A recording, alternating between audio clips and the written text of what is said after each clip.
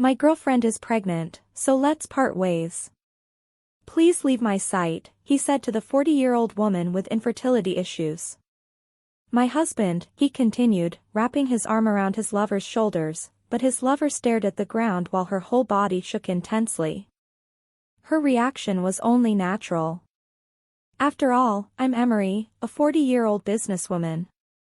I've always excelled in academics and, after graduating from a prestigious university, began my career at a foreign company. For many years, I worked in one of their overseas offices, and upon returning to the United States, I was promoted to department head. I had a fulfilling personal life with a partner I loved, my husband, Noah. We had been classmates since university, where our close friendship evolved into a romantic relationship. 3 years after graduation, I was assigned a 5-year work project in Japan, and Noah proposed. He was so serious about our marriage that he even quit his job to accompany me. It made me immensely happy, and I accepted. In Japan, I was swamped with work while Noah took up a part-time job in a local restaurant. We received side dishes from the restaurant, which saved us from cooking dinner. We explored Japan on weekends, and life abroad was a blast. 5 years flew by, and we returned to the U.S. I was now working at my company's central office and busier than ever. Noah, who had gained culinary skills working at the restaurant, started working at a restaurant back home. Our jobs and married life were thriving, but there was one glaring issue: we couldn't have children. In our 30s, I started yearning for a baby, but despite trying and undergoing fertility treatments for 5 years, we remained childless. It weighed heavily on both of us, and I began to question my worth as a woman. After spending a fortune on treatments and enduring the physical toll, we gave up on having children, accepting that it would be just the two of us. Since we had moved abroad soon after graduating, we hadn't explored much of the U.S., so we embarked on a journey across the country, savoring local delicacies and visiting tourist spots. It was an enjoyable experience, and I envisioned a happy future with my husband.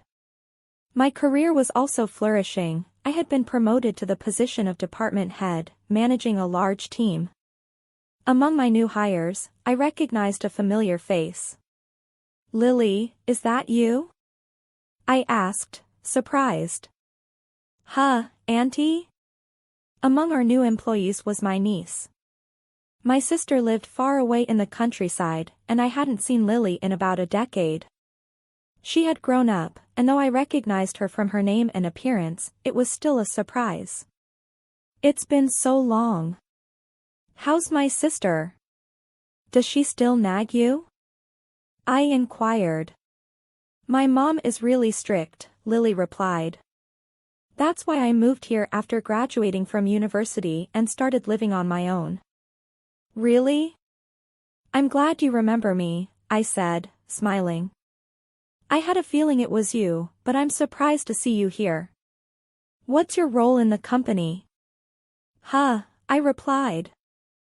Not really," she said. "Oh, really? I assumed you must be a part-time clerk." "Most of the people working at this company are young and energetic," I remarked. I couldn't help but feel that she was trying to insult me, implying that someone of my age didn't belong here.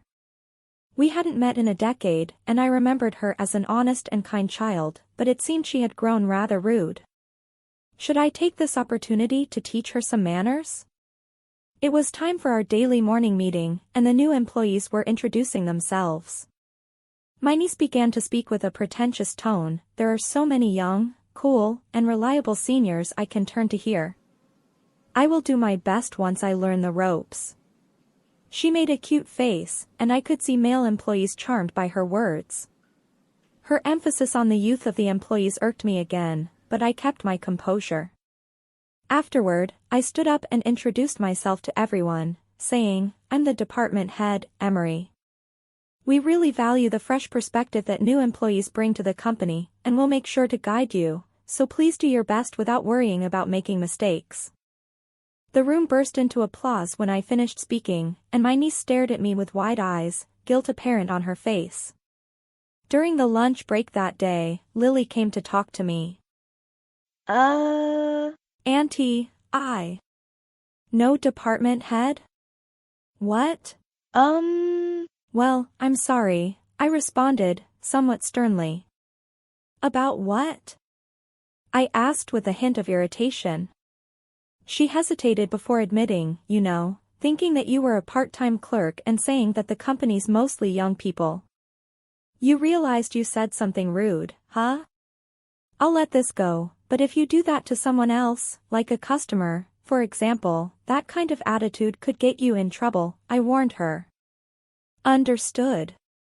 I'm sorry, she replied, appearing to have realized her mistake. I decided to forgive her. Really? The company Lily began working at is your job. Have you forgotten the name of my company?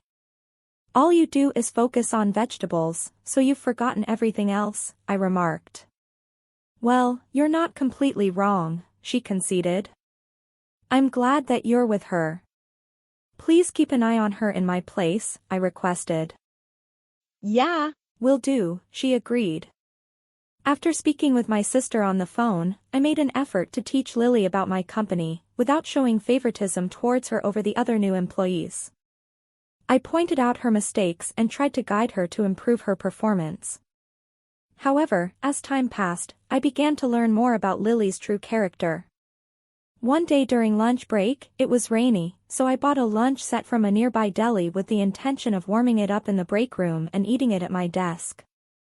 As I approached the break room, I overheard the voices of some of the new female employees, including Lily. Curious, I stopped and listened. That old lady is so annoying.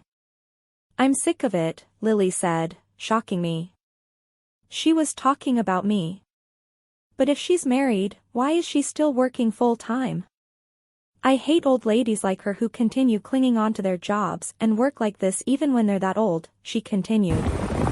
I was taken aback. How could she talk about me like that? I had been doing my best to politely teach her everything, and yet, she thought so poorly of me. I might have been somewhat strict, but I never crossed the line, so why did she feel the need to say such things in front of me? Lily had portrayed herself as a well-behaved individual, but discovering that she spoke negatively behind my back left me conflicted. After her training period, it was time for Lily to work independently. However, she consistently made mistakes, working carelessly and causing trouble for many people.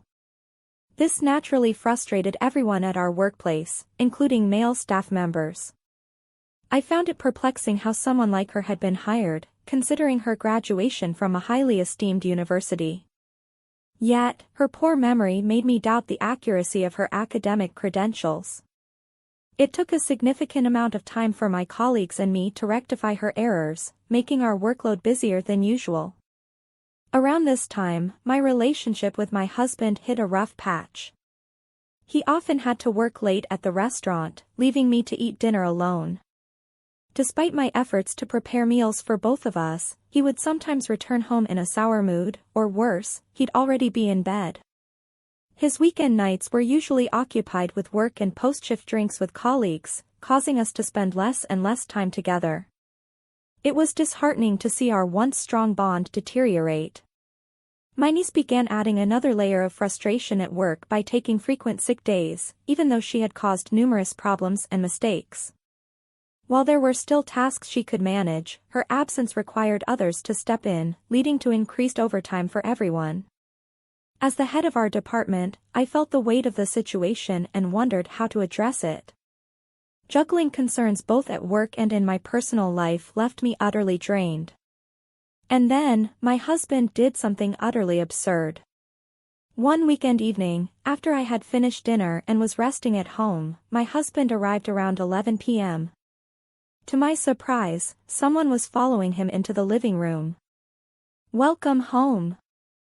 "Oh, we have a guest," I remarked, looking at the person behind my husband, who wore a triumphant expression. But as soon as she saw me, her face turned pale. My husband seemed oblivious to the tension as he began speaking, "This is my girlfriend." Huh? I was taken aback.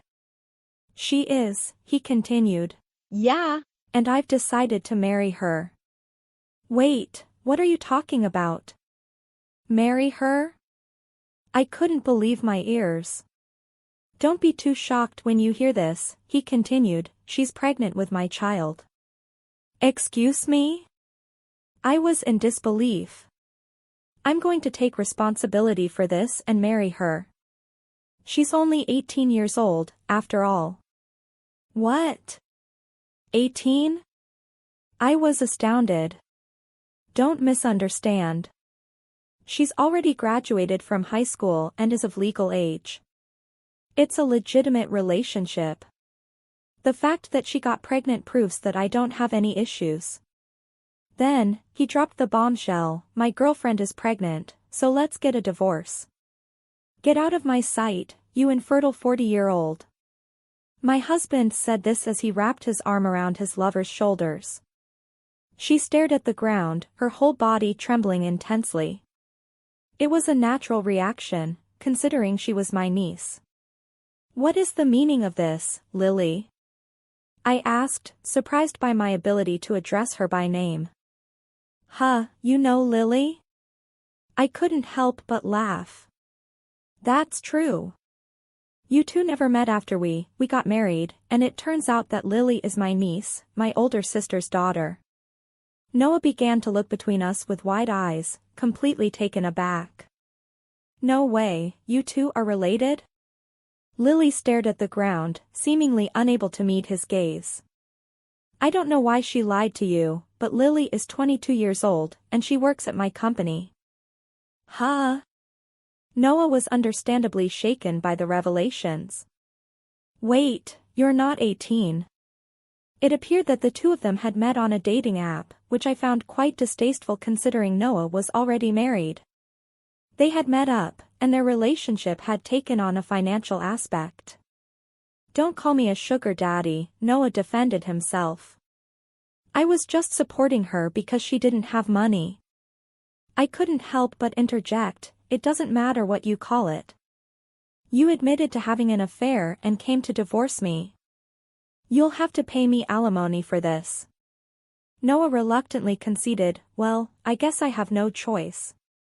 I wasn't willing to let the matter rest.